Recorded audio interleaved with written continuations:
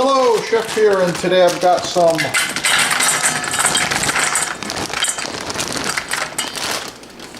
sugar snap peas. Oh, look at those beauties.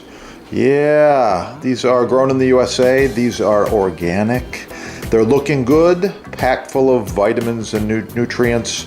Really nice sugar snap peas. To cook the sugar snap pea, the ideal way is to remove the tough part.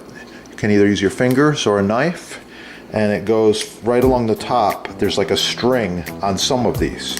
So you just remove the top and bottoms like this. You can use a knife if you prefer. And once you've completed the tops and bottoms, we'll move on to the cooking. One way to cook the sugar snap peas is simply steaming them.